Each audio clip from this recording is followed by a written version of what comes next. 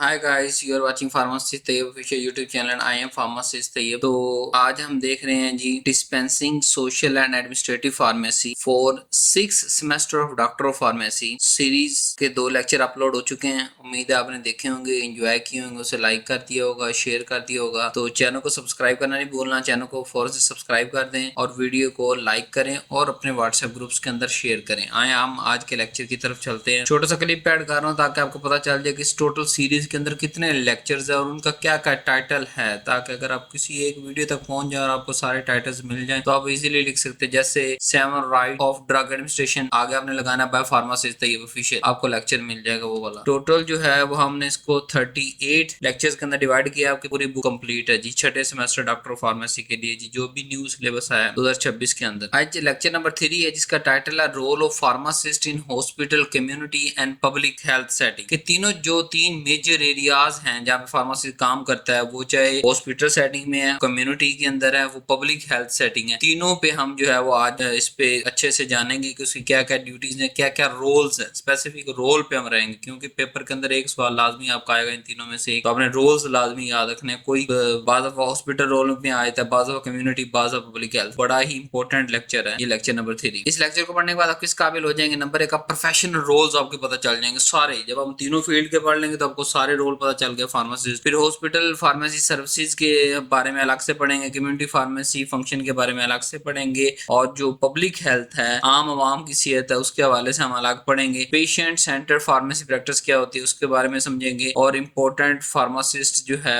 क्यों health care system के अंदर क्यों जरूरी है फार्मासिस्ट, उसके बारे में आज बहस करेंगे। तो आए बगैर देरी के साथ हम लेक्चर स्टार्ट करते हैं। सबसे पहले इंट्रोडक्शन के फार्मासिस्ट साहब कौन है। फार्मासिस्ट हेल्थ केयर प्रोफेशनल का एक इम्पोर्टेंट जुज है, एक इम्पोर्टेंट पार्ट है, एक इम्पोर्टेंट कंपोनेंट है, एक इम्पोर्टेंट पर्सनैलिटी है जिसके बगैर किसी भी मुल्क का हेल्थ केयर सिस्टम नहीं चल सकता। फिजिशियन चाहिए, फार्मासिस्ट चाहिए, प्लस नर्सिस और जो डिस्पेंसरी हैं वो हमें चाहिए। ये तीनों मेन पिलर्स होते हैं जिसके बगैर हम किसी भी मुल्क का, चाहे वो प्राइवेट है चाहे वो गवर्नमेंट है, हेल्थ केयर सिस्टम को हम नहीं चला सकते। तो वो जो एक पर्सन इन तीनों में से physician, pharmacist, nurses plus dispensers, उन तीनों में से जो एक पर्सन है वो है फार्मासिस्ट। उसके बहुत इंपॉर्टेंट रिस्पॉन्सिबिलिटीज उसके कंधों पे होती हैं। क्या? नंबर 1, सेफ मेडिसिन यूज के उसके अंडर उसकी सेटिंग में आने वाले हर मरीज, हर पर्ची पे जो मेडिसिन उसको प्रिस्क्राइब की जाएगी पेशेंट को, उसकी सेफ यूज करवाना इसकी जिम्मेदारी है। नंबर 2, पेशेंट काउंसलिंग, पेशेंट के साथ सरदर्दी करना इसकी है, ताकि पेशेंट मेडिसिन के साथ अडहियर हो सके, पेशेंट मेडिसिन रेगुलर इस्तेमाल कर सके, ताकि ओवरऑल कल को जब वो महीना 2 महीने जितना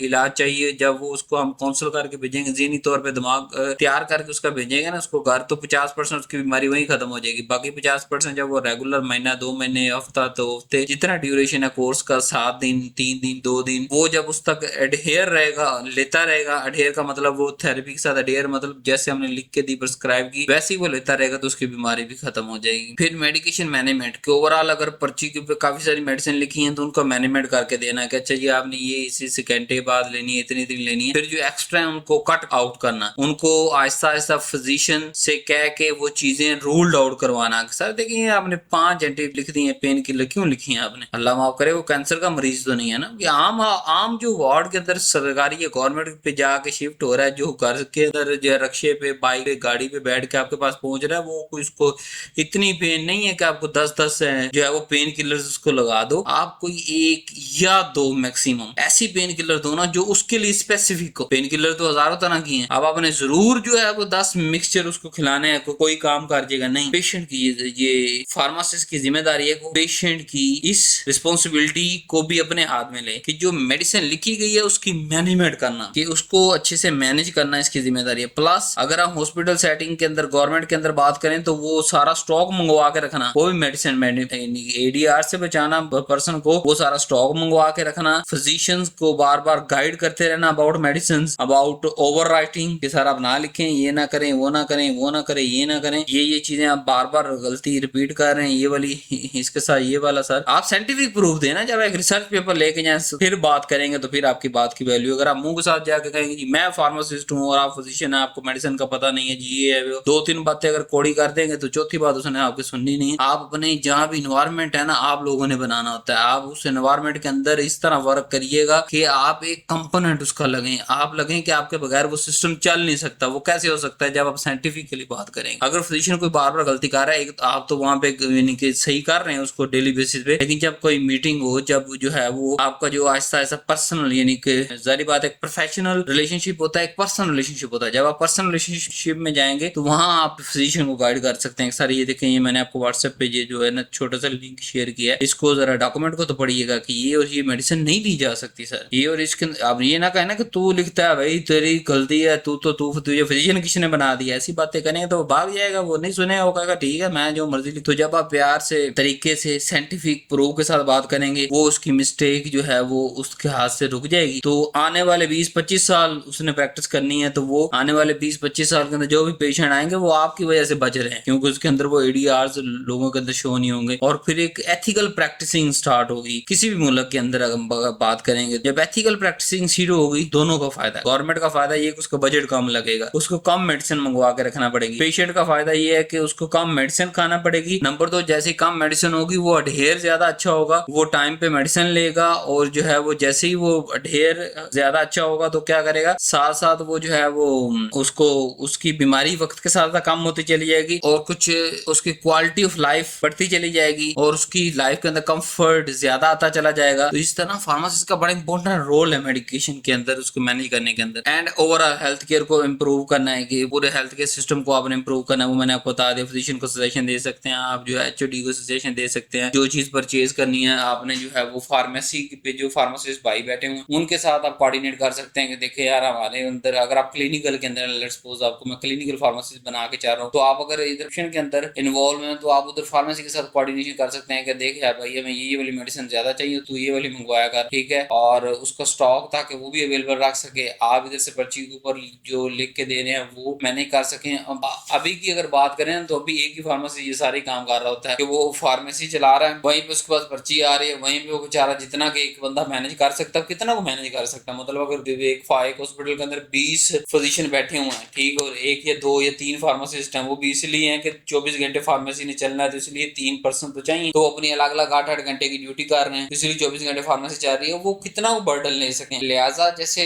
जो है ना वक्त के साथ साथ गवर्नमेंट भी इस बारे में आगाही कर रही है, और आगाही पैदा हो रही है गवर्नमेंट के अंदर भी और प्राइवेट हॉस्पिटल्स के अंदर भी, कि वो इन जो फार्मासिस्ट फार्मेसीज पे बैठे हैं, जो सारा सेल एंड परचेज और डेली जो है वो डिस्पेंसिंग, कंपाउंडिंग, हर चीज को देख रहे हैं, उनके साथ साथ क्लिनिकल फार्मासिस्ट भी ला रही है, जिसकी जिम्मेदारी क्या होगी, सिर्फ वो फिजिशियन के साथ अटैच रहेगा। वो वार्ड में अगर फिजिशियन ने जाना है तो वो भी अपना वार्ड के अंदर विजिट करेगा, जो पेशेंट पड़े हुए हैं उनकी सारी जो है प्रिस्क्रिप्शन चेक करेगा, कोई डोज चेंज होगी तो नर्स या जो है डिस्पेंसर वो आके फिजिशियन इससे फार्मासिस्ट से आके पूछेंगे सर ये वाली मेडिसिन चेंज होगी, उसको जरा लुक आफ्टर कर दें, साइन कर दें, आप उसको दोबारा देखेंगे और फिर उसको जो है कोई रिकमेंडेशन देनी है तो रिकमेंडेशन देंगे। तो इस तरह ओवरऑल दोनों चीज का फायदा होगा, यानी कि हेल्थ केयर सिस्टम पे बजट का कट लगेगा तकरीबन अप्रोक्सीमेटली। जो भी 2026 के अंदर ये वीडियो रिकॉर्ड कर रहा हूँ तो 2026 के अंदर जो एवरेज डिफरेंट हॉस्पिटल्स के अंदर अगर बात की जा रही है पूरी दुनिया की कंपैरिजन ग्लोबल बात करूं, तो जहां पे अमेरिका, कनाडा जो है वो यूरोपियन कंट्रीज, जहां पे फार्मासिस्ट, क्लिनिकल फार्मासिस्ट स्पेशल कह रहा हूं, जो कि फिजिशियन के स्टेप बाय स्टेप हर उसके साथ जो है वो इन्वॉल्व होते हैं, वो जो है जहाँ पे सेटअप्स के अंदर वो एक अच्छी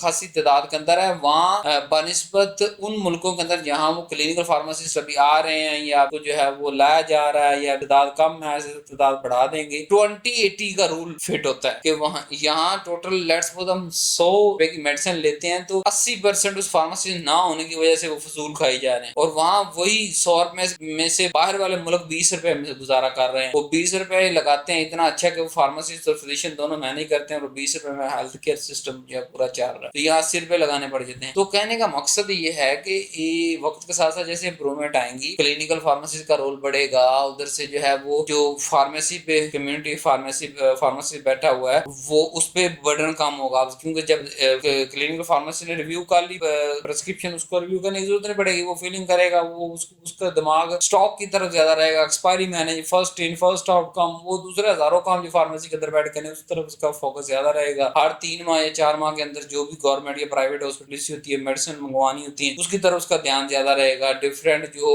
और जिम्मेदारी होती है उसकी के SOPs के मुताबिक उस हॉस्पिटल सरकारी या प्राइवेट जो मीटिंग्स बुलानी होती हैं, फार्मेसी फार्मासिस्ट को इकट्ठा करना होता है, कुछ सेमिनार्स करवाने होते हैं, ठीक है। तो इस तरह जब एक से ज्यादा जगह फार्मासिस्ट सीटिंग कर रहा होगा तो वो अपने हर रोल के अंदर आपको जचता हुआ जो है वो नजर आएगा, वो ग्रूम करता हुआ प्रोफेशन को नजर आएगा। यानी कि अगर आप कहें ना कि लेट्स सपोज हम 2000 या 5000 फार्मासिस्ट 2026 की बात कर रहा हूँ, डिफरेंट प्राइवेट और सरकारी हॉस्पिटल्स के अंदर अगर हम और शिफ्ट कर देते हैं और नई भर्तियां कर देते हैं, तो इससे हमारा फायदा ये होगा कि एक तो हेल्थ केयर सिस्टम का जो सारा निजाम है वो 50% तक, चलो 20 आप ना जाए, 50% तक जो है ना रिड्यूस हो जाएगा। 100 में से 50 रुपए आपके बचने शुरू हो जाएंगे। इनको कितनी पे देनी है, उसमें से कोई 1% भी मेरे ख्याल पूरे जो है वो मुल्क की जो 50% बचत हो रही है उसमें से 1% या 1 में से भी 1000वां हिस्सा परसेंट का इनको पेमेंट देनी होती है, जो पे देनी पड़ेगी आपको एक्स्ट्रा। तो इस तरह जो है वो हर रोल के अंदर जो है हमें इन्हें यूज करना चाहिए। तो मॉडर्न जो फार्मासिस्ट है आजकल वो क्या करता है और जो पुराना है उसके बारे में बात करते हैं। आजकल जो फार्मासिस्ट की जिम्मेदारी कम्युनिटी फार्मेसीज है।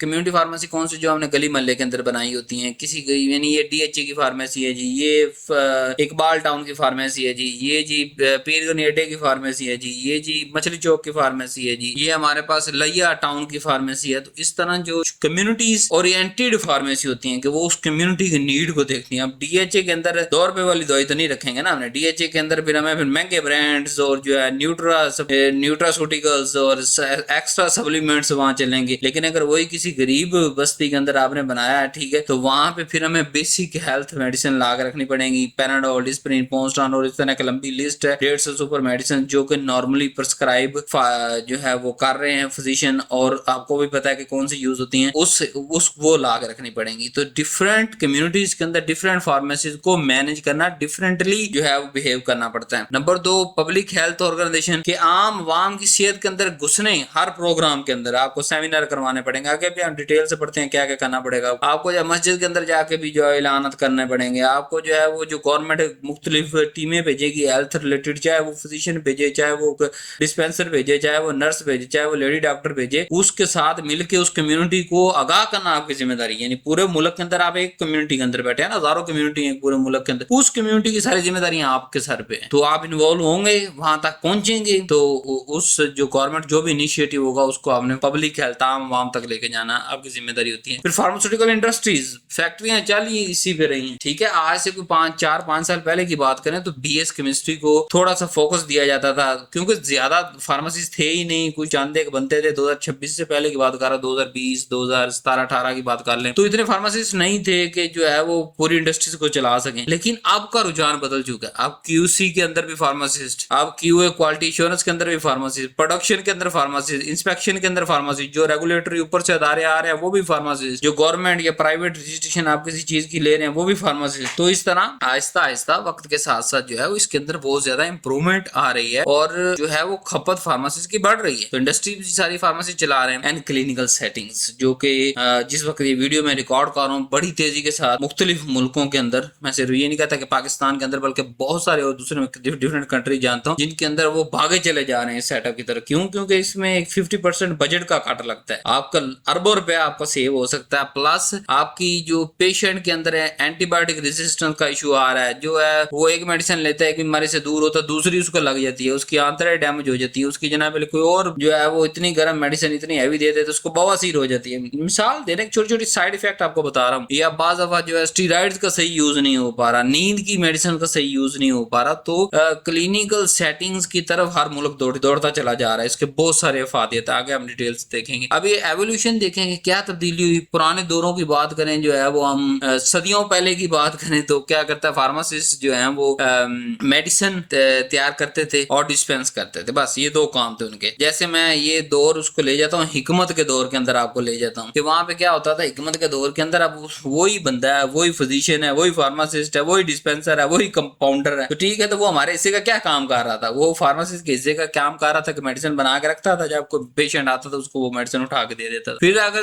2004 से या 5-6 की बात करें तो जब ये डॉक्टर फार्मेसी की डिग्री का अरूज आना शुरू हुआ और फिर इसकी एवोल्यूशन शुरू हुई, डिफरेंट फील्ड एक्सप्लोर होती चली गई। जो है ना, पहले बी फार्मेसी बनी 4 साल की, बी फार्म जिसे कहते थे, फिर अब डी फार्मेसी 5 साल की पूरी डॉक्टरी डिग्री कर दी, हर चीज क्लिनिकल वगैरह ये सारी चीजें 5वें साल के अंदर इंट्रोड्यूस करवाएंगी। पहले इंडस्ट्रियल की तरफ थोड़ा फोकस ज्यादा था, जो 2004, 5, 6, 7, 8 के बैच। फिर ऐसा था इंडस्ट्रियल से अभी भी इंडस्ट्री पढ़ा रहे हैं हम कोर्स के अंदर, बट क्लिनिकल की तरफ ज्यादा ज्यादा जा रहे हैं, कोलोजिकल की तरफ ज्यादा जा रहे हैं, शूटिंग्स पे ज्यादा ध्यान दे रहे हैं। तो ये सारी चीजें जो है ना वो इसलिए अब रोल भी शिफ्ट हो गए। अब वो फार्मासिस्ट जो है वो एक ही बंदा, जो हकीम था, जो फिजिशियन भी था, फार्मासिस्ट भी था, डिस्पेंसर भी था, नर्स भी था, अब वो अलग अलग रोल के अंदर मॉडर्न दौर के अंदर फार्मासिस्ट जो सिर्फ सेपरेट से आ गया, वो क्या कर रहा है, वो क्लिनिकल फार्मेसियां चला रहा है, ठीक है, वो पेशेंट काउंसलिंग कर रहा है, वो मेडिसिन सेफ्टी पे नजर रख रहा है, वो पब्लिक हेल्थ के अंदर जाके लोगों की आम आवाम की आगाही की मुहिमें चला रहा है, वो हेल्थ केयर एजुकेशन दे रहा है, हर बंदे को बताना है आपने। मैंने तो अगर आपने मेरी वीडियोस देखी हो या पिछले लेक्चर देखे हो या पिछले किसी सेमेस्टर्स के लेक्चर आप देखे हो, तो मैं तो कहता हूँ जब फार्मेसी की बात आती है तो मैं कहता हूँ आपकी जिम्मेदारी है, आपसे कोई 5 रुपए की मिसाल दे रहा हूँ, फ्लैजल भी ले रहा है तो आपका यूज बताना उसको जिम्मेदारी है। लेकिन ये कैसे टैक्टिक है, किसी को इन्फॉर्मेशन देना टैक्टिक होता है। अच्छा जी मिल जाएगी, हाँ जी, क्या क्या करना है इसको, अच्छा आपको ये डिजीज है, अच्छा इसके अंदर आपने ना इसको 2 दफा लेना, बस एक सुबह एक शाम। तो जब तक उठा के उसको देनी है, उसको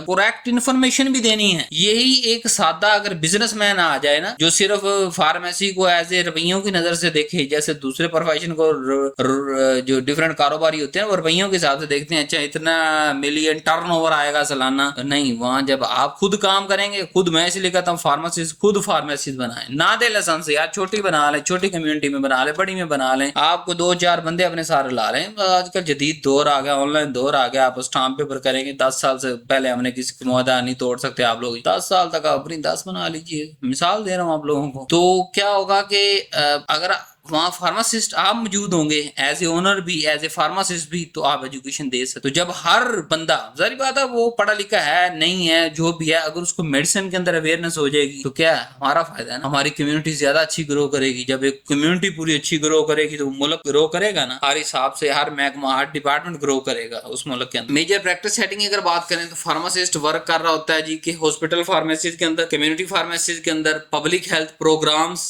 आम वाम की आगाही के लिए जो प्रोग्राम चलाए जा रहे हैं health related, pharmaceutical industries, clinical pharmacy departments और रेगुलेटरी अथॉरिटीज, ये मुख्तलिफ, जैसे DTL हो गया, ड्रग टेस्टिंग लेबोरेटरी मुख्तलिफ बनी होती है, मतलब आप कह लें डिवीजन के हिसाब से बनी हुई है, यानी तहसील होता है ना, फिर जिला, फिर डिवीजन बड़ी होती है, तो डिवीजन लेवल पे आप जो है वो अथॉरिटीज बनी हुई है कि वो उस पूरी डिवीजन को देख रही होती है, ठीक है। अब ये गवर्नमेंट का चेक है, क्या प्राइवेट बन रही है मेडिसिन, सरकारी गवर्नमेंट के किसी फैक्ट्री के अंदर अगर बन रही है, दोनों यहाँ आ गए ओवरऑल। फिर फार्मेसी से बाद सैंपलिंग करके भी यहाँ भेज देता, किसी फार्मेसी पे उसने छापा डाला, मेडिसिन उठाई और जाके भेज दी DTL के, जी सारे से टेस्ट करके बताएं। इन साल में 1-2 दफा इस तरह करना पड़ता है मुख्तलिफ कम्युनिटी, बड़े शहरों के अंदर बड़ी जहाँ सेटअप्स मौजूद हैं, ताकि हमें ओवरऑल पता चल सके कि मेडिसिन कितने % ओरिजिनल मार्केट के अंदर बिक रही है। तो अब 1 बाय 1 चलते हैं अपने तीनों रोल पे। सबसे पहले हम हॉस्पिटल फार्मासिस्ट की बात करते हैं। हॉस्पिटल फार्मासिस्ट कहाँ पे काम करता है, हेल्थ केयर इंस्टीट्यूट अदारों के अंदर काम करता है, हॉस्पिटल के अंदर काम करता है, किस चीज को, to ensure safe and effective medication, कि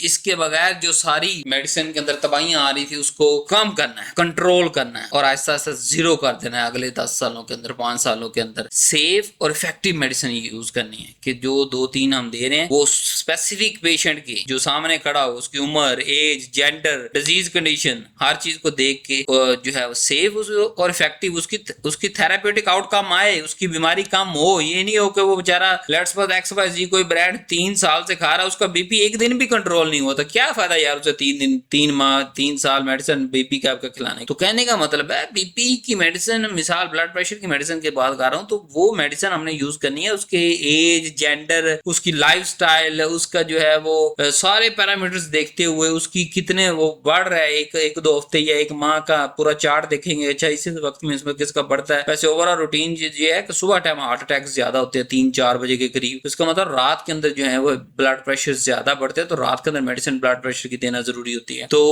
इस तरह आप जब शुगर पढ़ेंगे, डायबिटीज, तो आपको वो भी पता चल जाएगा कि वो कब जरूरी है, खाने के साथ जरूरी है नहीं है, क्या है, फिर कभी बात कर लेंगे उस पर। तो फिर उसकी जब कंडीशन, हमारी क्लिनिकल कंडीशन उसकी हमारे पास सामने आ गई, पैथोलॉजी हमारे पास सामने आ गई, अच्छा यार ये इस वजह से इस बंदे को ये इशू है, फिर जो डोज लिखेंगे ना वो सेफ और इफेक्टिव। वो क्या होगा कि 1 हफ्ता तो लगेगा उसे दवाई, सारी बात है यार, 78 घंटे तो आप याद रखें ना, 3 डोज वो लेगा तो चौथी डोज पे आपका वर्क शुरू हो जाना चाहिए। पहली डोज पे कोई जादू तो नहीं है ना, 3 डोज डोज, ये फिर लोडिंग मेंटेनेंस डोज हम आगे बायोफार्मास्यूटिक्स में पढ़ेंगे, बड़ा मजा आएगा आपको इंशाल्लाह जब पढ़ाऊंगा।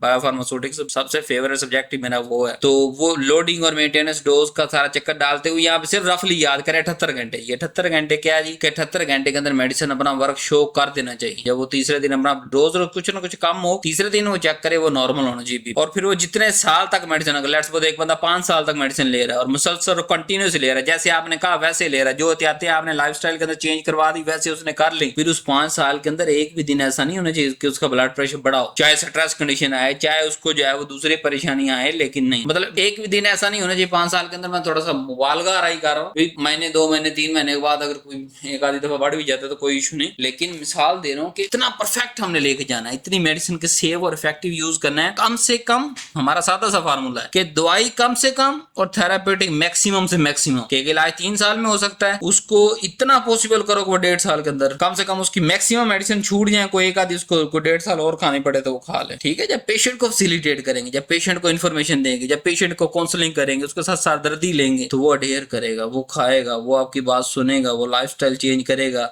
जब उसको उसके फायदे आएंगे वो और ज्यादा आपके पास आके पूछेगा, हाँ जी मैंने 3 माह से किया, बिल्कुल आपने सही बताया था, और बताएं क्या चेंज करूं, और बताएं क्या चेंज करूं। थोड़ा सा स्टार्ट करना आपकी जिम्मेदारी है। फिर इतना समझदार हर बंदा है कि ठीक है यार इसको और उसके अंदर थोड़ा डिफरेंस है। तो मैं तो आपको सबसे बड़ी बात करता हूँ कि आप अगर फार्मासिस्ट हैं और कम्युनिटी फार्मेसी में बैठे हैं तो ये सारे रोल आप प्ले करें यार। आपको 5 साल किस लिए पढ़ाया गया? आप छोटे छोटे लेवल पे शुरू कर दें, आगाही करते चले जाएंगे और 2 से 3 साल के अंदर आप चेंजेस चेक करिएगा। चाहे वो जिस मर्जी अदारे से मेडिसिन लिखवा के लाएगा, वो पेशेंट पहले आपके पास आएगा, सर ये मेहरबानी करें मिसाल इसको जरा थोड़ा सा देख दें, मेरी तो सारी डिजीज आप जानते हैं, तो इसको देखें कि कोई मैं इसमें छोड़ने वाली मेडिसिन छोड़ देता हूँ, कोई एक्स्ट्रा लिखी हुई है वो नहीं लेता, कोई डोज हैवी लिखी हुई है वो बता दें, कुछ ठम्मी का इशू आ रहा है किसी मेडिसिन से। तो जब आप नॉलेज देंगे, करेक्ट बात करें, नहीं पता फोन मौजूद है आपके पास यार, गूगल करें। आपको नहीं पता उसका ड्यूरेशन एक्शन का क्या है मेडिसिन का, फोन उठाएं। डिग्री, मैं यहाँ पे फिर वो किसी लेक्चर के अंदर एक बात की थी, उसको फिर रिपीट कर देता हूँ कि डिग्री आपको उस चीज की मास्टर बनाने का नाम नहीं है। डिग्री एक छोटा सा सैंपल होता है पूरे 5 सालों का, कि हर चीज का आपको टेक्निक पकड़ा दी जाए और उसकी बुक्स तक आपको पहुंचा दिया जाए और उस सब्जेक्ट की इंपॉर्टेंस आपको बता दी जाए। अब जो सीखना होता है वो तो आपने सारी जिंदगी सीखना है, वक्त के साथ साथ जैसे 10 से 15 साल प्रैक्टिस करेंगे, हो सकता है 15 साल के बाद चंद बुनियादी मेडिसिन के अलावा बाकी सारी बदल जाए। फिर वो आपका मुझे तो बुक में पढ़ा ही नहीं भाई, तूने अपडेट रहना है। बल्कि फार्मासिस्ट ने ना सिर्फ खुद अपडेट रहना है बल्कि पूरे प्रोफेशन को अपडेट करना जिम्मेदारी है। जैसे हमारे जो वो भाई हैं आप क्या मार्केटिंग वाले, वो क्या कर रहे थे, उनका क्या काम होता है कि फिजिशियन को आके अपडेट दे रहे होते हैं, सर हमारा पुराना फार्मूला से बंद करता है, उसके अंदर ये वाली साइड इफेक्ट आ रहे थे, या नया वाला इस्तेमाल करो, इंदिया फायदे ने, WHO की रिपोर्ट है जनाब, यूरोपियन कंट्री की रिपोर्ट है, अमेरिकन कंट्रीज की रिपोर्ट है, सारा ज्यादा इस्तेमाल करनी है। फिर वहां पे थोड़ा सा मैं बहस नहीं करता कि वो एथिकल या इस तरह, सारी बात हर चीज को अगर प्रमोट नहीं करेंगे तो वो बिकेगी कैसे, ठीक है। दुनिया में हर चीज इसीलिए बिक रही है, इसकी लस्सी मशहूर है, उसका चने मशहूर है, क्यों मशहूर है जी, सारी बात डिमांड है, उसने अपनी मार्केटिंग की है तो मशहूर है। तो इसलिए फार्मासिस्ट भी अगर अपने डिमांड बढ़ा देगा ना तो ये भी बढ़ता चला जाएगा और इसका फायदा कौम को है, पूरी कौम। तो इस तरह छोटे लेवल पे इंफॉर्मेशन प्रोवाइड करना शुरू कर दें। यहाँ हम हॉस्पिटल में बात कर रहे थे, तो आप हॉस्पिटल, अगर हॉस्पिटल पे अल्लाह आपको लेके जाता है, हॉस्पिटल के अंदर बैठाता है, ये तो उसकी मर्जी है ना कि आपको किस सतह तक लेके जाता है, आपने कितनी मेहनत की है, तो वहां पे आप करें। सुबह से शाम तक आपके मुंह पे एक भी सलवट नहीं आनी चाहिए। कोई पेशेंट 10 दफा पूछ रहा है, आपको 20 दफा बताएं। जब वो पूछ पूछ के थक गया फिर पूछे उससे, हाँ जी समझ आई कि नहीं, और दोबारा बता दूं, पंजाबी में बताऊं, सराकी में बताऊं, पश्तो में बताऊं, पूछो 3 बार ही लेनी, सुबह शाम दोपहर शाम, खाली पेट लेनी, रोटी खा के लेनी। तो मेडिसिन की इन्फॉर्मेशन ऐसे बांट रही है आपने जैसे खरबों और अरबपति बंदा क्या करता है, जैसे वो नोट बांटता है ना, यहाँ खड़ा हुआ 5000 की तथ्थी फेंक दी, वहां खड़ा हुआ 20,000 की तथ्थी फेंक, इसी तरह आपने इन्फॉर्मेशन डाल, लेकिन सिर्फ जरूरी शॉर्ट और जो उसके काम आ सके। 2-2 घंटे की तकरीर करने की जरूरत नहीं है। चले अब रोल देख लेते हैं जो हमारे लेक्चर का मकसद था। वैसे तो काफी सारी बातें हो चुकी हैं लेकिन उसको हम जरा इंग्लिश के अंदर भी कर लेते हैं ना, अपने पेपर में भी तो लिखा है। सबसे पहले डिस्पेंसिंग इन पेशेंट मेडिसिन, कि जो इन पेशेंट होता है कि जो हॉस्पिटल के आगे लवा पै गया, एडमिट हो गया, वो कहता भाईजान मेहनत है तुसी सेहतमंद करोगे तो मैं जावांगा, या तुसी उन्हें उठा लिया उनका भाई को 2-4 दिन अस्पताल ला ला, मंदा तो है नहीं तू साड़ी का। तो आउट पेशेंट वो होता है जो दवाई लेके गया। इन पेशेंट अब उसकी जो डिस्पेंसिंग अगर करनी पड़ रही, कंपाउंडिंग करनी पड़ रही, कंपाउंडिंग मतलब कोई नई चीज बनाना मार्केट में नहीं है, आप हॉस्पिटल के सेटिंग के अंदर बना सकते हैं और उस पेशेंट की नीड के मुताबिक दे सकते। डिस्पेंसिंग मतलब उठा के दें, मतलब जो भी सुबह के टाइम सारे मरीजों को खुराकें देनी है, नर्स या जो है वो डिस्पेंसर आपके पास आएगा, उसको सारे को अप्रूव करना, देखना, तवज्जो देना। रिव्यूइंग प्रिस्क्रिप्शन के, अगर प्रिस्क्रिप्शन के अंदर कोई थोड़ी सी चेंज आ रही है तो उसको रिव्यू करें, दोबारा रिव्यू करें ताकि किसी भी तरीके से गलती ना हो सके। फिर monitor limited drug therapy, overall पूरा वो 2 3 4 माह या हफ्ता 1.5 हफ्ता 3 दिन 5 दिन 7 दिन 10 दिन वो आपने जो है ना वो उस ड्रग थेरेपी को मॉनिटर करना है कि ये आगे फर्क भी कर रही है कि नहीं कर रही। ये ना हो कि मरीज पहली हालत दिन जिसमें आया था हफ्ते बाद वो उससे वर्ष हुआ पड़ा हो। जब सही मेडिसिन नहीं दोगे थेरापेटिक आउटकम नहीं आएगा, थेरापेटिक आउटकम नहीं आएगा तो जो एक्स्ट्रा मेडिसिन उसके अंदर बॉडी के अंदर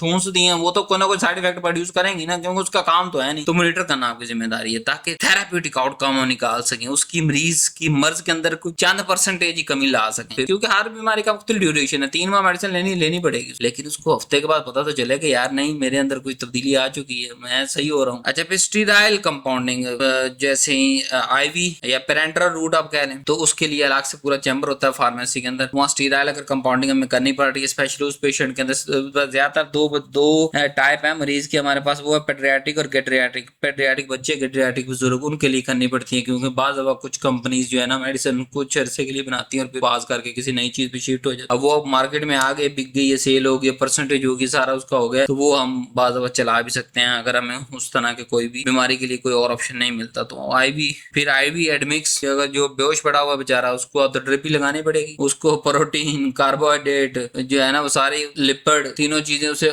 जो है वो वेन के थ्रू ही देनी पड़ेंगी। आप वो मिक्सचर बनाने उनके लिए। ड्रग इंफॉर्मेशन सर्विसेज देख ले, वही बात आई जो भी हम पूरी बहस करके आए, इन्फॉर्मेशन बांट रही है आपने, छोटी, काम वाली, रिपीटिव। जब भी आपसे कोई पूछ रहा है, अब महीने में उसने 3 दफा पूछा, आप वही सेम बात उसको करें ताकि उसे याद रह सके। मेडिकेशन सेफ्टी मॉनिटरिंग, ओवरऑल पूरी जो मेडिकेशन है उसकी सेफ्टी को मॉनिटर किया जाए। ये इसके मेजर रोल्स है, इसके मेजर रिस्पॉन्सिबिलिटीज हैं हॉस्पिटल के अंदर। फिर एक स्पेसिफिक क्लिनिकल उसकी रिस्पॉन्सिबिलिटी क्या होती है, हॉस्पिटल अभी हम पढ़ रहे हैं, ठीक है, हॉस्पिटल फार्मासिस्ट के हवाले से। तो मेजर रिस्पॉन्सिबिलिटीज हमने पढ़ ली। आप क्लिनिकल रिस्पॉन्सिबिलिटी जो मैं चाह रहा हूँ के अंदर हर मुल्क की चाह रहा है कि 5-7 जो है वो सालों के अंदर इन्हें फुल प्रैक्टिस में लाया जाए। क्लिनिकल अब हॉस्पिटल फार्मेसी क्या करेगा, वो वार्ड्स के राउंड्स के अंदर जाएगा, जैसे अभी हम बात करके आए। वो एडीआरस को ज्यादा मॉनिटर करेगा, वो ड्रग इंटरेक्शंस को प्रिवेंट करेगा। जब टाइम पे रिव्यू कर लेगा तो वो प्रिवेंट हो जाएंगे ऑटोमेटिकली जो एडीआरस आने हैं। और ऑप्टिमाइज करेगा थेरेप्यूटिक, ऑप्टिमाइज करेगा थेरेपी आउटकम। वो थेरेपी आउटकम पे इसकी नजर रहेगी कि अच्छा यार 2 हफ्ते हो गए इसको, मरीज को इसके अंदर कोई सुधार आ रहा है, इसके अंदर कोई जो है वो चीजें बदल रही हैं, इंप्रूव हो रहा है। यहाँ गोल क्या होता है, इंप्रूव द पेशेंट सेफ्टी। पहले तो पेशेंट को बचाना है ना फजूल दवाइयों से, एडीआर से, और जो है ड्रग इंटरेक्शन से, ड्रग फूड इंटरेक्शन से या किसी और तरीके से। एंड द ट्रीटमेंट इफेक्टिवनेस, और जो ट्रीटमेंट उसका इफेक्टिव बनाना किसकी जिम्मेदारी है, clinical pharmacist. Medication safety role क्या होता है कि फार्मासिस्ट हेल्प करता है मेडिकेशन एरर्स को कम करता है, ओवरडोज को कम करता है, इनकैपेबिलिटीज को कम करता है, एडीआर। सेफ्टी एक्टिविटी क्या कर सकता है, वो 3 एक्टिविटी करे। नंबर 1, प्रिस्क्रिप्शन टाइमली स्क्रीन कर ले, पूरी प्रिस्क्रिप्शन पहली दफा देने से पहले उसको स्क्रीन कर ले, सारा चेक कर ले उसके अंदर से। डोज वेरिफिकेशन लाजमी करे कि डोज कम ज्यादा तो नहीं दे रहे हैं हम पेशेंट के एज, उम्र, जेंडर, सेक्स, वेट, इनसे हिसाब से। ड्रग इंटरेक्शन, ये 3 एक्टिविटीज करना लाजमी है ताकि वो अपनी रिस्पॉन्सिबिलिटी से को पूरा कर सके। अब दूसरी आ जाते हैं कम्युनिटी फार्मेसी के बारे में पढ़ते हैं और उसका रोल पढ़ते हैं। Community pharmacy provide health care and medication ready service directly to public. किसी कम्युनिटी के अंदर आगे फार्मेसी बना ली और वहां बैठा है, वहां सारे काम कर रहा है, फिजिशियन की पर्चियां आ रही है उसको भी देख रहा है, रिव्यू कर रहा है। मेहनत तो करनी पड़ती है। अब ये थोड़ा कहेंगे आप 200 रुपए फीस लगाता हूँ ये अगर रिव्यू करवानी है तो नहीं, हमारी जिम्मेदारी। कुछ काम फील्ड के अंदर आपको फ्री करने पड़ेंगे, कुछ कामों के लिए आपको फ्रीली टाइम निकालना पड़ेगा, वो ही उस काम की हुस्न होता है जो आपको इज्जत, रिस्पेक्ट एक सोसाइटी के अंदर बनानी है। तो कुछ काम फ्री करने पड़ेंगे, जैसे प्रिस्क्रिप्शन रिव्यू, फार्मेसी में बैठ के रिव्यू करना पड़ेगा। अगर कोई एरर आ रहा था उसको को, अगर पेशेंट जैसे आया आपके पास, वो कह रहा है मुझे गैस्ट्रिक यार पेन बहुत ज्यादा हो गई जब से मेडिसिन यूज कर रहा हूं, आप उसको देखेंगे अच्छा कहाँ है, किसके अंदर आ रहा है इशू, उसको किस तरह रिजोल्व किया जा सकता है, ठीक है, वहीं पे चेंज करो ना यार। इतना लंबा हेल्थ केयर सिस्टम आपको लाने की जरूरत क्या है, उसको चेंज करो, चेंज करके कहो कि यार 2 दिन के बाद फिर दोबारा आपने आना है, इधर से गुजरते हुए मुझे बता देना, क्योंकि उसी महल्ले गली के अंदर वो रह रहा है। तो जब आपको बताएगा कि हाँ जी नहीं अब मेरा गैस्ट्रिक इशू दूर हो गया, तो आप क्या करो, तो आप देखेंगे उसको परमानेंट करना, उसको क्या ठीक है, आप टाइमिंग बदल सकते हैं डोज की, आप जो है वो 2 की जगह 3 दफा उसको कुछ मेडिसिन डिवाइड कर सकते हैं पॉलीफार्मेसी के अंदर, या आप कुछ ऑप्शन कम कर सकते हैं। आपको पता है कि यार अच्छा ये वाली इसकी जो है जीआईडी पे इशू आते हैं, ठीक है, तो इसको इसलिए आ रहे हैं तो उसको स्किप कर दें ताकि अगर बाकी सिर्फ इलाज ज्यादा अच्छा थेरेप्यूटिक दे सकता है। तो इस तरह ये कम्युनिटी फार्मेसी के अंदर बैठ के रोल है। अब कम्युनिटी फार्मेसी की अगर बात करें हम, अच्छा रोल देखते हैं कम्युनिटी फार्मेसी के अंदर, इसके जो है सर्विस क्या करता है, ये प्रिस्क्रिप्शन डिस्पेंस करता है, OTC over the counter medicine जिनके लिए पर्ची की जरूरत नहीं होती, हर गवर्नमेंट ने एक लिस्ट इशू की होती है कि इसके मुताबिक आप इसको बगैर पर्ची के। पेशेंट काउंसलिंग, सर खपाना, मेडिसिन एडहेरेंस सपोर्ट, उस पेशेंट को बार बार जब वो महीने बाद 15 दिन बाद मेडिसिन लेके कि यार उसको एडहियर करवाना। माइनर एलिमेंट मैनेजमेंट, को छोटी मोटी नज़ला जुकाम बुखार खांसी मोशन उल्टियां इस तरह की हो रही है तो आप वो फार्मेसी सेटअप पे चलाएं जो अलाउ है, गवर्नमेंट ने ओटीसी दी हुई है पूरी लिस्ट, वो आप उसको यूज करें यार, फायदा करें गरीबों का, कम्युनिटी का फायदा करें। जहाँ बैठे हो लोग आपको वहाँ दुआएं देंगे यार, इसके होने की वजह से छोटी मोटी तो मसले ही नहीं। आप ना टीके ड्रिप ना लगाए, मैं बार बार एक कह रहा हूँ, टीका और ड्रिप ये हॉस्पिटल सेटिंग के अंदर लगनी चाहिए। क्यों? क्योंकि वो फौरन रिएक्शन करता है, उसके लिए फौरन ट्रीटमेंट की जरूरत है। आप फार्मेसी पे ना लगाएं, मेडिकल स्टोर पे ना लगाएं, लेकिन बाकी तो ओटीसी आइटम तो यूज करें ना, उसकी जिंदगी आसान करें। हेल्थ एजुकेशन ओवरऑल आपने जो है वो इस पोर्शन पे बहुत ज्यादा काम करना पड़ेगा। कैसे काम करेंगे? जब आप खुद अपडेटेड रहेंगे, खुद चीजों के बारे में पढ़ते रहेंगे। अगर एक दफा कोई पेशेंट ने सवाल किया, आपको नहीं पता चला, आप थोड़ा सा सर्च करके बता दें, बाद में फिर उसकी थोड़ी डिटेल और निकाल के रख लें। इस तरह करते करते 2-3 साल के अंदर आपको, मेरा नहीं ख्याल किसी चीज की रिसर्च करने की जरूरत पड़ेगी। आपको ऑलरेडी स्टेप वाइज चीजों को याद हो चुकी होंगी। अच्छा जी इसको ये देना ही देना है, शुगर के अंदर ये 4 चीजें रोकनी है, पेशेंट के अंदर ये 5 चीजें रोकनी है, आपको याद होगा। अब पेशेंट काउंसलिंग सर्विसेज यहाँ सबसे कम्युनिटी फार्मेसी के अंदर अहम होती है, उसके बारे में थोड़ा डिटेल इसलिए पढ़ लेते हैं कि कम्युनिटी फार्मासिस्ट वो पेशेंट को एजुकेट करती हैं। अब देखिए ये चीजें तो लाजमी बतानी है, इससे एक्स्ट्रा तो हम बात कर चुके हैं। मेडिसिन का यूज, ठीक है, डोजेज, यार सिरप है 2 चम्मच लेना है, उम्र कितनी, बच्चे ने देना है, केड़े बच्चे ने देना है, कितनी उम्र है, बड़े ने देना है, कितनी उम्र है, बुजुर्ग है कि को और दवाई इस्तेमाल करते हैं। साइड इफेक्ट बताना, यार अगर साइड इफेक्ट बहुत कम मेडिसिन का हमें बताना पड़ता है, क्योंकि बहुत रेयर और severe, rear plus severe case बहुत कम आते हैं, तो इतना ज्यादा साइड इफेक्ट हमें बताने की पेशेंट को जरूरत नहीं रहती। लेकिन आपने उस पर फोकस जरूर रखना है। साइड इफेक्ट कहाँ काम आएगा? जब वो पेशेंट दोबारा आएगा ना 2 दिन के बाद, वो आपको जो रिपोर्ट करेगा, लेट्स सपोज मतलब एक साइड इफेक्ट हजार बंदे के अंदर एक के अंदर आता, तो अब 1000 को तो नहीं साइड इफेक्ट रट्टा लगवाओगे ना। अगर इतने साइड इफेक्ट बताने शुरू कर दोगे, लोग खाएंगे नहीं मेडिसिन। कोई सीवियर है तो ठीक है, अगर कोई सीवियर नहीं है तो वो तो एक अलग इशू है। तो वो साइड इफेक्ट आपका तब आपके ज़हन के अंदर काम आएगा जब वो आपको रिपोर्ट करेगा आपके कि यार इससे थोड़ा सा मुझे सर में दर्द रह रही है, थोड़ी सी वोमिटिंग टाइप हो रहा है, तो आपको फौरन ज़हन में आना चाहिए, अच्छा ये फलां वाली मेडिसिन मैंने प्रिस्क्राइब की है, इसको दी है, वो फलां वाली मेडिसिन के अंदर इसको ये इशू आ रहा है, अच्छा उसको रिप्लेस कर दें। स्टोरेज ये बताना है, बार बार पीट रहा है कि इसको फ्रिज के अंदर जाकर रखो, इंसुलिन है, इसको जो है वो धूप से बचाना है, ये जो है कैल्शियम की डब्बी है इसको खुली नहीं छोड़ रहा, ये मेडिसिन जो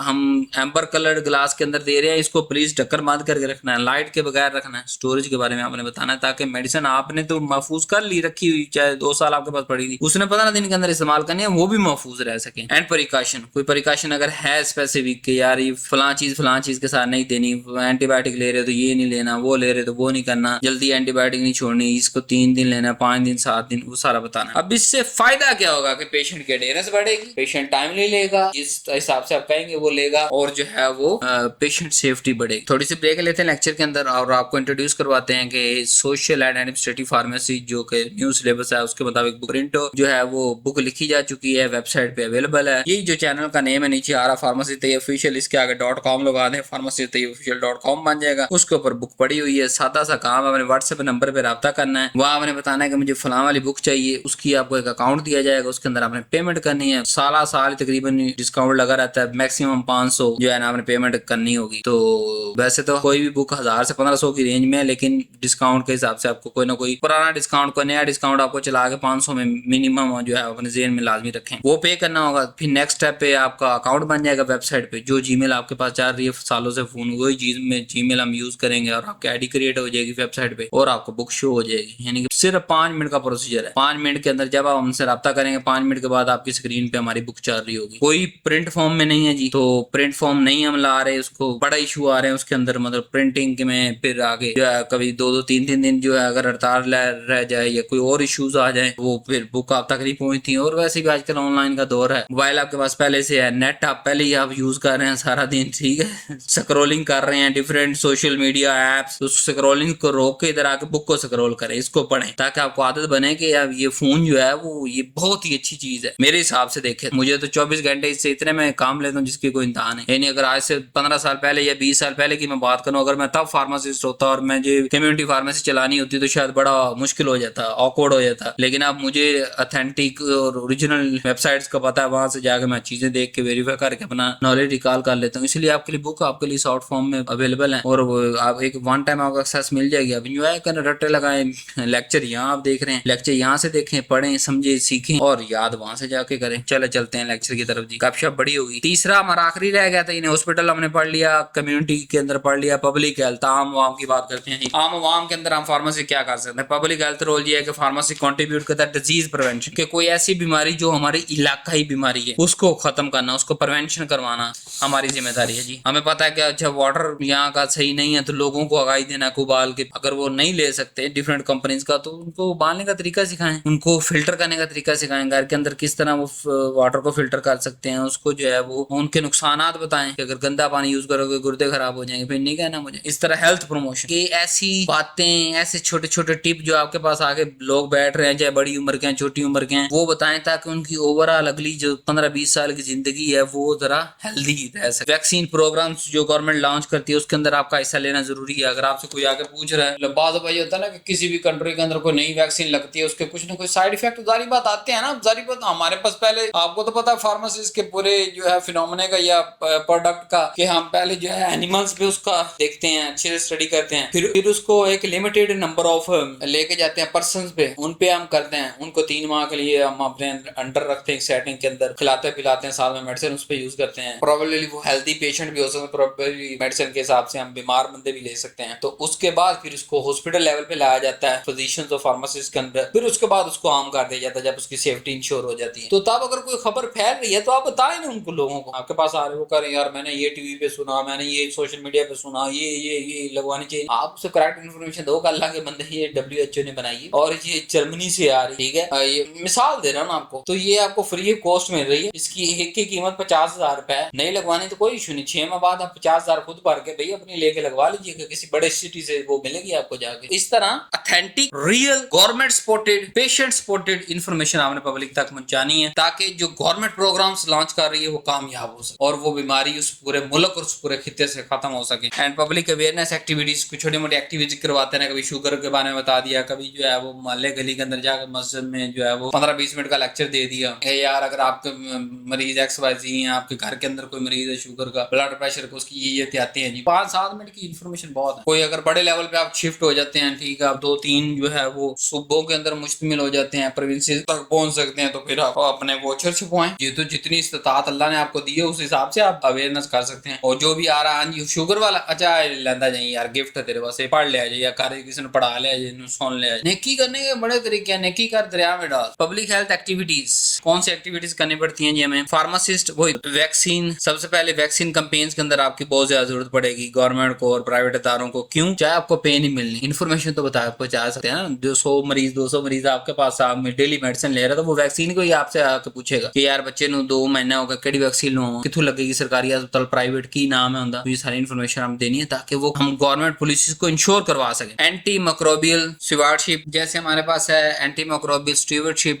स्टीवर्डशिप का मतलब ये होता है कि किसी भी चीज को authentically, morally, carefully, responsibly deal करना, केयरफुली, रिस्पॉन्सिबली और एथिकली यूज करना इन चीजों को, एंटीबायोटिक, एंटी माइक्रोबियल्स। तो क्योंकि आपको पता है जैसे एंटीबायोटिक का बहुत सारा रेजिस्टेंस का इशू आ रहा है, तो हमें एज ए OTP जो मैंने आपको मशवरा दिया कि OTPs आप इस्तेमाल करें, या हॉस्पिटल्स या किसी भी सेटिंग के अंदर आप काम कर रहे हैं तो पब्लिक अवेयरनेस जो पब्लिक हेल्थ एक्टिविटीज है उसके अंदर आपने एंटीबायोटिक्स की जो आ रही हैं, एंटी माइक्रोबियल हमारे पास रेजिस्टेंस आ रही हैं, उनको और ज्यादा रेजिस्टेंस होने से बचाना है। वो कैसे? जब उसका प्रॉपर यूज करेंगे, उसका एथिकल यूज करेंगे, रिस्पॉन्सिबल यूज करेंगे, कि जो कम से कम हमारे पास ऑप्शन मौजूद है उनको तो बचाओ ना। अगले 20-25 साल में अगर एक भी नई एंटीबायोटिक रेजिस्टेंस नहीं आती तो वी आर सक्सेसफुल। जरूरी तो नहीं है नई आगे दरियाफ्त होती जाएंगी, पीछे वाली आप रिजेक्ट करते चले जाए। लोगों को रोके कि खुद से मेडिसिन, स्पेशली एंटीबायोटिक नहीं लेनी। पैराडोल, बोस्टन, ये वो मेफनिमिक एसिड और जो है पैरासीटामोल, डिस्प्रिन, ये तो चलो कोई बात नहीं, इशू नहीं, साल से वो इस्तेमाल कर रहे हैं, ठीक है। लेकिन एंटीबायोटिक के लिए आपने समझाना है कि नहीं, कोई भी चीज है जो है वो जिथ्रोमाइसिन है, वो सिप्रोफ्लॉक्सासिन है, वो जनाब जो भी एंटीबायोटिक हमारे पास मार्केट के अंदर कॉमनली अवेलेबल है, आपने अवेयर करना है। और जब खुद यूज करना है 3 रूल लगाने हैं आपने, केयरफुली, रिस्पॉन्सिबली एंड एथिकली, उसको हमने यूज करना। स्मोकिंग सेडेशन प्रोग्राम्स के अपनी कम्युनिटी के अंदर सिगरेट के मुकाओ ना कम। और डब्बी दे उत्ते बेचारे ने कैंसर की तस्वीर लाती। मैं कहना दुनिया की सब तो वड्डी मार्केटिंग, आधी मार्केटिंग तबाह करने का तरीका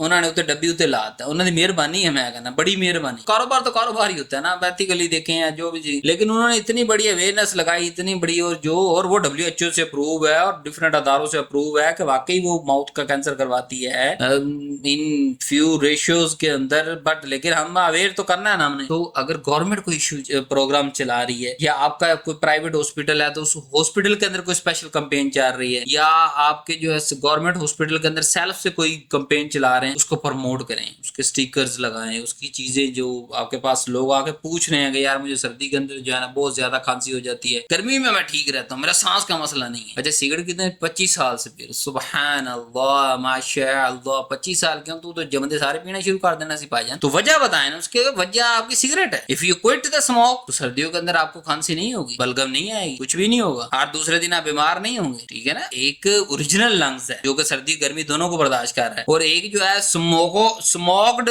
लंग्स है, उस पे तो अटैक ज्यादा ही होने, जो कमजोर चीज है उस पे तो अटैक होने ही होने, ठीक है। तो इस तरह डिफरेंट स्ट्रेटेजीज होती हैं, उसके अंदर जाएं, और जो अपनी कम्युनिटी की हद तक, अगर आप बड़े सिटी के अंदर रह रहे हैं वहाँ डिफरेंट ऑप्शंस हैं, आप उसको एथिकली चेक करते हुए स्पेशल WHO अदारा, यूरोपियन यूनियंस के जो अदारे हैं उनको पढ़ते हुए आप जो है रिकमेंड करें, और जो गवर्नमेंट इनिशिएटिव लेती है उसके अंदर हिस्सा लें, और अपनी फेसबुक पे, यूट्यूब पे, इंस्टाग्राम पे पोस्टिंग भी ऐसी करें, ताकि ओवरऑल आप इन चीजों को लोगों के लिए जितनी इनकी नजर से स्क्रॉल से ज्यादा गुजरेंगी उतना ये लोग रुकते चले जाए। फैमिली प्लानिंग सर्विस बड़ी जरूरी है, स्पेशली उन कंट्रीज के लिए जिनके पास खाने के लिए पैसा नहीं, कर्जे बहुत ज्यादा बड़े हुए। बहुत सारी कंट्रीज है यार, 200 कंट्रीज में से 170-80 देश ही लैंड च आ जाएंगे, ठीक है। वो तो बाकी तो G7 ने ना, जेडे खाते पीते घरों खाते ने, तो G7 ने 7 ही मुल्क ने, 2-4 और पा लो, समझ नहीं। और ग्लोबल पे भी आपने नजर रखनी है, आपको ग्लोबली इश्यूज का पता होना चाहिए कि अच्छा यार दुनिया के अंदर ये कुछ हो रहा है, ये कंट्रीज ऐसे चल रही हैं। वो छोटा छोटा हर डिपार्टमेंट अगर अपना रोल प्ले करता है तो वो एक दिन G7 के अंदर शामिल होता है जाके। तो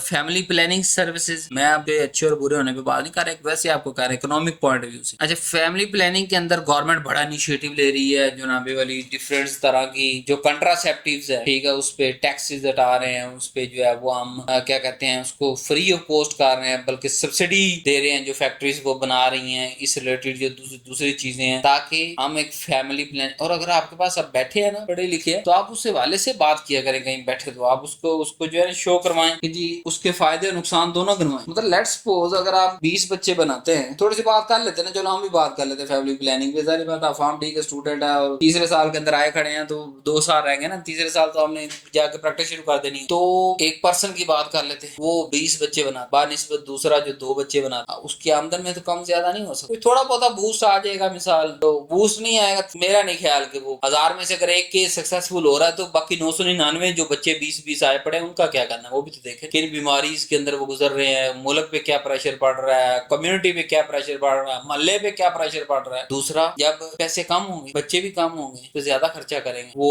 नशोनुमा उनकी मजबूत होगी, जब उन्हें खुराक अच्छी मिलेगी। सारी बात है, बचपन से ही पौधा लगता है ना, बचपन से आप उसको अच्छी खुराक देंगे, बड़ा होकर वो ज़हीन फतीन बनेगा। अगर आपने उसे न्यूट्रिशन डेफिशिएंट रख दिया है तो उसने बड़ा होकर क्या बनना है, आइंस्टाइन बनना है, न्यूटन बनना है। और चलो अपने साइंसदानों की बात कर लेते हैं, अल बरूनी बनना है, उसने क्या बनना, वो डल फजूल झगड़ालू बदमाश टाइप का दिमागी साइको कह लें, वो बंदा बनेगा। क्यों? ज्यादा बच्चे ज्यादा होने की वजह से वहां पे वो तवज्जो नहीं दी, कम्युनिटी ने भी उनको इग्नोर किया, अभी साड़ी तो जिम्मेदारी इतनी ऐसी तरह जमाना, आगे उतनी फैसिलिटीज जॉब की भी मौजूद नहीं थी, कम्युनिटी ने रिजेक्ट कर दिया उसे। फिर जब फैमिली मैटर के अंदर गया वहां भी वो रिजेक्टेड हुआ, जब उसके पास कोई सक्सेस ही नहीं है, कोई पैसा ही नहीं है, कुछ है ही नहीं, ठीक है, बहुत धक्के के साथ उसकी शादी भी करवा दी, फिर उसके अपने 2 बच्चे हो गए, उसके बाद खाने के लिए कुछ नहीं था तो 2 अगले ने क्यों खुआवे। तो ये सारी चीजें अपने ज़हन के अंदर रखते हुए आप जब आप कहीं भी जाए ना, मैं कहता हूँ यू आर अगर फार्मासिस्ट हैं तो आपके वो झंडा आपके पास, एक सिपाही जहां भी बैठता है वो अपनी जंगों के बारे में बात, ओ जी फलानी जंग मैं लड़ी सी जी, वो फलानी जंग मैं की सी, वर्ल्ड वार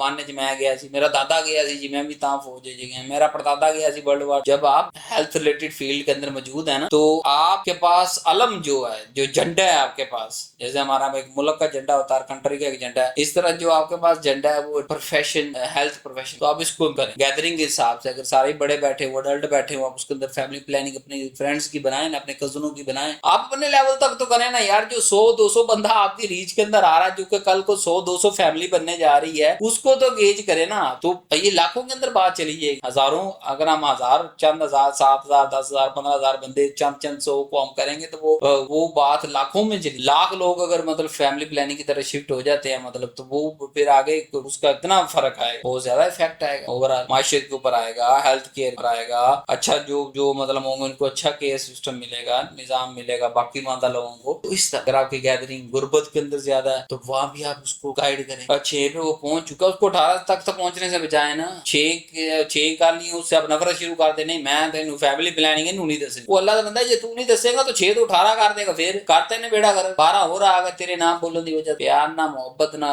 डिफरेंट आजकल बड़ा काम हो रहा है इस पे यार। गवर्नमेंट आप सर्च तो करें इंटरनेट, गवर्नमेंट प्राइवेट अदारे आपको कंटेंट दे रहे हैं, उस कंटेंट को देखें सीखें और लोगों तक आम आवाम के अंदर आम आवाम अल्फाज। फिर हेल्थ अवेयरनेस सेमिनार्स कि अगर आप मतलब पब्लिक हेल्थ के अंदर कम्युनिटी फार्मेसी चला रहे हैं और डायरेक्ट गवर्नमेंट हॉस्पिटल्स में होते हुए आप जो है वो आपको ये टास्क दिया गया कि आपने हेल्थ अवेयरनेस सेमिनार्स करवाने हैं तब करवाएं। लेकिन मैं एक बात आपको कहूंगा, ये नहीं होना चाहिए आप सेमिनार के अंदर, अब मैं तनकीद नहीं कर रहा, मैं आपको एक जनरल बात कर रहा हूँ सिर्फ, ताकि आपने भी कल को फील्ड के अंदर आना है तो बराए मेहरबानी ऐसे सेमिनार आपने नहीं करवाने जैसे मैं अभी बताने जा रहा हूँ कि 4 बंदे आपके स्टेज पे खड़े हैं और 12 बंदे आपके ही हॉस्पिटल के आपके सामने बैठे और ये सेमिनार हो रहा है। तो ये कैसा सेमिनार है भाई? आम आवाम को इंगेज करें, चाहे वो मस्जिद तक जाना पड़े, चाहे आपको मिंबर तक जाना पड़े, चाहे आपको चौक के अंदर खड़े होकर आवाजें लगानी पड़े, और कम से कम अपने 2-2 दोस्त तो ले आओ, अपनी फैमिली मेंबर्स में से कजन तो ले आओ सेमिनार्स के अंदर, आपसे जुड़े 10 लोगों को तो फायदा हो जाए। और अगर हम कितने 20-25 बंदे हैं हॉस्पिटल के अंदर तो हम 250 बंदा इकट्ठा 2000 बंदा इकट्ठा नहीं कर सकते। उन 2000 तक तो वो बात पहुंचाओ। सोशल मीडिया का दौरा प्लेटफॉर्म पे आप जो भी एक्टिविटी आप कर रहे हैं उसका क्रक्स तस्वीरें लगाने की जगह में, देखे मैंने तकरीर की उसकी तस्वीर लगाने की जगह वो जो 2 घंटे की आपने तकरीर की है उसमें से 4 पॉइंट निकाल के सोशल मीडिया पे लिख दो कि आज हमारी जो है मुहिम इस बुनियाद पे थी, ये 4 इसके मेन पॉइंट थे, तो जो लोग पढ़ रहे हैं आप भी इनसे फायदा उठा। तो आज तो हम 2000 से जगह लाख करोड़ अरब हम तो पूरी दुनिया एक्सेस कर सकते। तो इन कैंपेन सेमिनार्स के अंदर तैयारी करें, अपने हिस्से का रोल प्ले करें और जो है वो इन्फॉर्मेशन करेक्टली पब्लिक आम आवाम तक जाए। अब एंटी माइक्रोबियल स्टewardship, एंटी माइक्रोबियल स्टewardship के बारे में थोड़ी सी बात कर चुके हैं। स्टewardship का दोबारा मतलब बताता तो वो केयरफुली रिस्पॉन्सिबली एथिकली मैनेजमेंट, कोई भी प्रोसेस हो तो उसको हम ये कहते हैं। तो जब एंटी माइक्रोबियल का carefully responsibly ethical management system के तो यूज कर रहे होंगे तो ये फार्मेसी की बड़ी जरूरी है। अब इसके अंदर क्या 4 मेजर रोल है कि प्रमोट रैशनल एंटीबायोटिक यूज, जहां जरूरी, रैशनल का मतलब जहां जरूरी है वहां करना है, एवं नहीं चल यार नोविडेटी पा दे, चल यार सिप्रोफ्लॉक्सासिन पा दे, चल इन्हें जजिथ्रो भी पा दे। अब एक आपकी कम्युनिटी है और कम्युनिटी गाइडलाइन है फिजिशियन और फार्मासिस्ट की कि उन्होंने डिसाइड किया हुआ ये वाली एंटीबायोटिक इस खास मर्ज के लिए आप छोड़ दो, तो आपकी जिम्मेदारी आप उसको यूज ना करो। वो खास मर्ज अगर आपके आ रही है तो आप उसको यूज करो ताकि अगले 20-25 साल कोई नई एंटीबायोटिक रेजिस्टेंस ना आ सके। रिड्यूस एंटीबायोटिक रेजिस्टेंस, देखिए अगला स्टेप वही आ गया। Monitor anti microbial therapy, anti microbial therapy को मॉनिटर करना कि अगर उसने गलत या फिजिशियन के ऊपर नीचे हो गया है तो उसको सही करना। फिर एजुकेट हेल्थ केयर प्रोफेशन के जो फिजिशियन हमारे साथ बैठे हैं, डिस्पेंसर बैठे हैं, नर्सेज बैठी हैं, उन सबको पढ़ाना हमारी जिम्मेदारी, उनको एजुकेट करना हमारी जिम्मेदारी। देखो यार पहले 10,000 ऑप्शन से 5,000 रह गए, ये 25 साल एवं चलेंगे 2500 रह जाएंगे, 10 साल और चलेंगे 25 रह जाएंगे। फिर 2090 कोई एंटीबायोटिक जो नवी ना बनी थी, मैं शर्तकार नहीं ना बने, अल्लाह करे बनती रहे, लेकिन ना बनी तो फिर की करा, ये सारी बेकार हो जाएंगी। तो अभी से केयरफुल यूज करना उसका शुरू करेंगे। जो ऑप्शन हमारे पास अवेलेबल है 50 साल के बाद जो फार्मासिस्ट है वो हमें सलूट पेश करेगा, यार 50 साल पहले के लोग कितने कमाल गए, वो पिछले 50 साल में एक एंटीबायोटिक रेजिस्टेंस नहीं आई, वो 50 नहीं बन गई, पिछली 50 भी काम की है, जिंदाबाद। वैक्सीन सर्विसेज के अंदर कैसे आप पब्लिक हेल्थ के अंदर काम कर सकते हैं कि वैक्सीन को स्टोरेज खुद करनी है या पेशेंट को अगर कोई वैक्सीन दे रहे हैं तो उसको बताएं। कोल्ड चेंज मैनेजमेंट के डिस्ट्रीब्यूशन, फैक्ट्री से डिस्ट्रीब्यूशन तक, डिस्ट्रीब्यूशन से हॉस्पिटल या फॉर कम्युनिटी तक कोल्ड चेन मैनेजमेंट होनी चाहिए, प्रॉपर रिकॉर्ड होना चाहिए कि इसको इसी टेम्परेचर पे इतने अरसे तक रखा गया। फिर काउंसलिंग लगाने से थोड़ा बहुत बुखार चढ़ेगा, ये होगा वो होगा, ETC वो सारी काउंसलिंग करना आपकी जिम्मेदारी है। पेशेंट को जब आप वैक्सीन हॉस्पिटल सेटिंग पे लगा के भेज रहे हैं ना, घर हॉस्पिटल सेटिंग पे लगानी है, क्लिनिक पे नहीं लगानी, फार्मेसी पे नहीं लगानी। अच्छा वो वहां पे लगा के हम जब भेज रहे हैं तो काउंसल करके भेजेंगे, परेशान नहीं होना कर। 8 से 12 घंटे के अंदर फीवर आ जाता है या दूसरे सिम्टम्स जो भी उसके मेडिसिन के साथ कंपनी ने हमें प्रोवाइड की है तो वो आप पेशेंट को बताएं। ये ना अगर 5 मिनट का फिर पेशेंट भागता चला है, हमारे पास 200 नए पेशेंट बैठे हैं, 5 मिनट बाद पिछला आ रहा है, बार बार आ रहा है, पिछले जिन्होंने लगवा लिया वो रश ज्यादा हो जाए, जो बेचारे बैठे हैं वो बैठे रह जाए। जिसको टीका लग रहा है उसको साथ पेरेंट को साथ में गाइड करें और उसको छुट्टी। एंड इम्यूनाइजेशन प्रोग्राम्स, और जो इम्यूनाइजेशन प्रोग्राम्स हैं उनको स्ट्रिक्टली फॉलो किया जाए, उनकी आगाही पैदा की। मैं तो यहाँ पढ़े लिखे बंदों को जानता हूँ जिन्होंने अपने बच्चों को वैक्सीन नहीं लगाई है, कमाल हो गया। क्या जी हमें पता नहीं है जी कहाँ से लगती है, वो अल्लाह के बंदो, you are the top professions of your field. तो आपने इतनी रिसर्च, आपके माँ बाप चाहे मतलब अनपढ़ थे, उन्होंने आपको लगवा दी और आप टॉप सर्च फला ETC जगह काम कर रहे हैं, तो आपको पता ही नहीं है कि बच्चे को जम लिया और उसको कैसे वैक्सीन लगानी है। कौन से हॉस्पिटल के अंदर जा रहे हैं जहाँ पे आपको डॉक्टरों और फिजिशियनों ने बताया नहीं कि यार तुम बच्चा जम के जा रहा है जिन्होंने अगले 15 महीने तक वैक्सीन लगनी है। अब वैसे जदीद काम होता चला जा रहा है कि वो बेचारे पहले दिन ही कार्ड बना के दे देते हैं कि भाई ना कार्ड साढ़े वालों फ्री जी या 3-3 महीने बाद वैक्सीन लगा ले जितो मर्जी लगा ले, क्योंकि गवर्नमेंट सेटअप के अंदर फ्री है। आपने कार्ड दिखाना है, आपका आईडी कार्ड अपना देना, साथ में वो वैक्सीन कार्ड देना बर्थ वाला, और उसके साथ डेट उन्होंने टैली करके वैक्सीन लगा देनी होती, कौंसल से भी लग जाती है। अच्छा जी, अब इसके अंदर हमारे पास एक प्रोग्राम है EPI, expanded program on immunization. जो WHO का प्रोग्राम है ना वही सारा एक्सपैंड हुआ पूरी दुनिया के अंदर। तो हर मुल्क क्या कहता है, जैसे पाकिस्तान क्या करेगा, पाकिस्तान EPI के Pakistan expanded program of immunization की जो पहले 15 साल के पहले 15 महीनों के अंदर बच्चों को वैक्सीन लगती है। टोटल 12 इन नंबर है, मैंने लिख दी यहाँ पे 12 डिजीज ऐसी हैं जो कि इस खिते में जो है वो ज्यादा पाई जाती है, तो उनकी वैक्सीन लगानी जरूरी होती है ताकि वो बच्चे पे सारी जिंदगी अटैक ना कर सके। वैक्सीन लगाने का छोटा सा मकसद, पहले तो आप 1000 दफा पढ़ के आ चुके हैं, फिर ही बता देता हूँ। वैक्सीन हम जो है वो इसलिए लगाते हैं ताकि हमारी बॉडी उसके अंदर इम्यूनिटी डेवलप कर ले। जब वो एक्चुअली एज में पहुंचेगा, जिस एज में उसने अटैक करना है, तब तक एंटीबॉडीज मौजूद होंगी, तो वो जैसे एंटीजन अटैक करेगा तो वो एंटीबॉडीज उस एंटीजन को खत्म कर देंगे, बीमारी नहीं हो। तो ये है ना तरीका सोफिस्टिकेटेड, कि हमें ऑलरेडी पता है कि इस उम्र के अंदर इसको जाके ये होना, पोलियो होना, तो पोलियो की वैक्सीन पहले ही करवा लें। तो तकरीबन 12 मेडिसिन 12 डिजीज हैं जिनके ऊपर ये सारा प्रोग्राम मुश्तमिल होता है, और ये WHO के मुताबिक ही पूरी दुनिया चला रही है। जो है वो स्पेसिफिक कंट्रीज के लिए वो मेंशन करते हैं, वो चलाना पड़ता है, और मेडिसिन भी फ्री ऑफ कॉस्ट ही तो ये ग्लोबली ओवरऑल अवेलेबल है। जिन मुल्कों खुद परचेजिंग पावर है गवर्नमेंट्स की वो खुद कर रहे हैं, जिनकी नहीं है उनको जो है वो मुख्तलिफ जो रईस बंदे हैं वो सब जो है वो अपनी दौलत का 10%, 20%, 30% एरिया मुख्तलिफ कंट्रीज पे लगा रहे हैं। अब पब्लिक हेल्थ सेटिंग के अंदर कम्युनिकेशन और एथिकल रूल क्या है कि patient must be maintain patient confidence. बात आप जो मर्जी कर रहे हैं, चाहे फैमिली प्लानिंग पे कर रहे हैं, चाहे यूज ऑफ कॉन्डम पे कर रहे हैं, या जो इमरजेंसी पिल पे बात कर रहे हैं, जितना मर्जी सेंसिटिव टॉपिक है, कोई फीमेल अपनी प्राइवेट पार्ट की डिजीज डिस्कस आपके साथ कर रही है, बट उसको ऐसा कॉन्फिडेंट में के अंदर आपने लेना है कि वो अपनी बात कह सके, और आपने उसका जवाब इन अल्फाज के अंदर ढके छुपे अल्फाज में देना है कि वो उसको हेजिटेशन फील ना हो कि मैं किथे मतलब आगे गल कर ली या किथे की कर दे। अगर हम प्राइवेट जो है डिजीज उनको ही कंट्रोल नहीं करेंगे तो ओवरऑल हेल्थ कैसे रहेगी। और कोई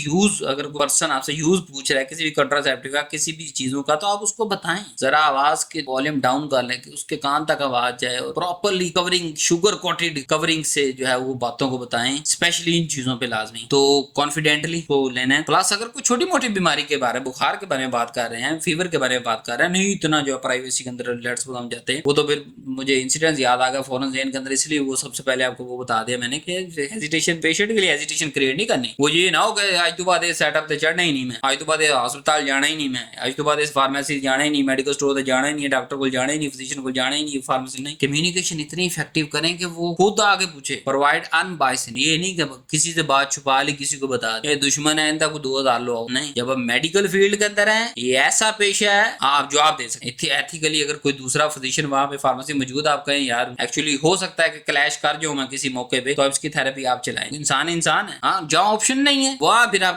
आपके पास भी ऑप्शन नहीं है। You have to unbiased information, unbiased decision. वो जो पर्सनल क्लैश है वो एक अलग जगह पे, लेकिन यहाँ आप जवाब दे फिर अल्लाह को हैं, and ensure the ethical pharmacy practice, और टोटली एथिकली आपने करना है। वो कह रहा हूँ टीका ड्रिप नहीं लगानी फार्मेसी पे तो नहीं लगानी, OTC प्रोडक्ट सिर्फ यूज करनी है, ठीक है। इस तरह जो है वो हॉस्पिटल्स के अंदर जो सारी बातें की वो करनी है, कम्युनिटीज के अंदर और पब्लिक के वो करनी है। अब इंपॉर्टेंस क्यों है पब्लिक हेल्थ के केयर के निजाम के अंदर, क्यों मजबूत है, क्यों जरूरी है। Number 1, improve the medication safety. Overall हम इस पब्लिक हेल्थ अवेयरनेस जब हम बता दिया कि अच्छा डायबिटीज की आपको जो एक सुबह एक शाम लेनी पड़ेगी, हाइपरटेंशन के अंदर ये चीजें लेनी पड़ेंगी, मैं वहां बात करता हूँ जहाँ पे डायबिटीज करेंगे, वहां पे आपको बताऊंगा कि मेरे क्या क्राइटेरियाज है, या मैं किन WHO के रूल को फॉलो कर रहा हूँ, यूरोपियन यूनियन के रूल्स को, चाइनीज ट्रीटमेंट से क्या ले रहा हूँ, एलोपैथी के अंदर क्या है, तो डिफरेंट सारी करेंगे उस जगह। यहाँ सिर्फ आपको टिप दे रहा हूँ छोटे छोटे कि मेडिकेशन सेफ्टी को इंप्रूव कराना है, हेल्थ केयर कॉस्ट को कम करना है, उस स्पेसिफिक इंडिविजुअल पेशेंट के लिए भी और ओवरऑल गवर्नमेंट के लिए भी। गवर्नमेंट इंस्टीट्यूट में काम कर, प्राइवेट अदारे में कर वहां भी इंप्रूव पेशेंट आउट। लेकिन ये नहीं कि बजट घटा रहे हैं तो आउटकम ही जीरो हो जाए, बीमारी फैल जाए, डायरिया फैल जाए पूरे शहर दे विच, नहीं, outcome maximum. And support the health care teams, और जो दूसरी टीम्स है उनके साथ। चैलेंज कौन से आते हैं प्रोफेशनली चैलेंज इन तीनों फील्ड्स के अंदर जी। हाई वर्कलोड है भाई, बंदे थोड़े जे, सीधी गल है, रस्सियां कस लो 25 साल वास्ते, जिथे भी बैठा है कुर्सी नु हला के रख देना। वो कहते ना कुर्सी में ताकत नहीं होती, कुर्सी पे बैठा जो बंदा उसके अंदर ताकत होती है कि वो जो अपना हिस्सा 20-25 साल का सर्विस होती है बस, ज्यादा इसके बाद और क्या होनी सर्विस। तो वो उस निजाम, उस हॉस्पिटल, उस फार्मेसी, उस प्राइवेट, उस सरकारी, उस community pharmacy, medical store high workload होगा। और अब आप इस फील्ड में आ चुके, तीसरे साल में पढ़ रहे हैं, तो अभी से अपना ज़हन बना लें कि मैं हाई हाई वर्कलोड के लिए तैयार हूँ, मैं अपनी रिस्पॉन्सिबिलिटी तैयार। ऐसा ऐसा इंशाल्लाह जैसे ही बढ़ते चले जाएंगे फिर वर्कलोड कम होता जाएगा। लिमिटेड क्लिनिकल इन्वॉल्वमेंट, ये दूसरा है जिसपे मैं आपको कह रहा हूँ अभी काम हो गया शुरू। यानी अभी 2 साल पहले की बात करें तो वही बंदा फार्मेसी बैठा बेचारा, गवर्नमेंट की जो फार्मेसी है उस पे बैठा जो है वो मेडिसिन भी परचेज कर रहा है, प्रिस्क्रिप्शन भी रिव्यू कर रहा है, ADR भी रिव्यू कर रहा है, एडमिक्सचर भी बना रहा है, जनाब वाले हर काम वही कर रहा है। लेकिन अब जैसे जैसे बंदे भर्ती हो रहे हैं, क्लिनिकल रोल अलग से शिफ्ट हो रहा है तो हो जाएगा। मेडिकेशन एरर बहुत मेजर चैलेंज है हमारे लिए, और हमारे फील्ड का कमाल यही है कि हमने मेडिकेशन एरर नहीं होने देना, ड्रग शॉर्टेज नहीं होने देनी। अब सर्दी गर्मी का आपको पता है कि सर्दी के अंदर ये वाली मेडिसिन लगती है, गर्मी के अंदर ये वाली, आपने शॉर्ट नहीं होने देनी। पहले ही नोटिफिकेशन जारी करने हैं 15 दिन 20 दिन महीना पहले कि ये वाली मेडिसिन अगले 3 माह के अंदर में चाहिए भाई। एंटीबायोटिक रेजिस्टेंस, खुदारा खुदारा खुदारा खुदारा अगले 20 से 25 साल जो आपने सर्विस करनी है, इस बात पे ध्यान देना है कि कोई भी एक एंटीबायोटिक आपकी वजह से बेड़ा गर्क नहीं होना चाहिए। ये ना हो जहाँ पे आप प्रैक्टिस कर रहे हैं बैठ के, वहां वो एंटीबायोटिक सारी बेकार हो जाए। ठीक है, लिमिटेड हेल्थ केयर रिसोर्स हर कंट्री के अंदर लिमिटेड है, आपको पता है, और दूसरे चैलेंजेस थोड़े आ जाते हैं। तो हेल्थ केयर के लिए हर मुल्क के अंदर जो है लिमिटेड रिसोर्स है, आपने उनको लिमिटेड रिसोर्स को यूज करते हुए मैक्सिमम आउट। फ्यूचर स्कोप क्या हो सकता है ये आपका, जैसे मैंने आपको कहा क्लिनिकल फार्मेसीज आ रही हैं, फिर टेली फार्मेसी, ये ऑनलाइन मोबाइल पे बैठ के आप जो है वो सारे मशहूर फार्मेसी से, फिजिशियन से और मेडिसिन घर बैठे मंगवा सकते हैं, इन्फॉर्मेशन सारी ले सकते हैं, डॉक्टर फार्मासिस्ट के साथ आप रब्ता कर सकते हैं फोन पे। इसमें बहुत ज्यादा काम चल रहा है। फार्माको विजिलेंस, ड्रग सेफ्टी, एक पूरा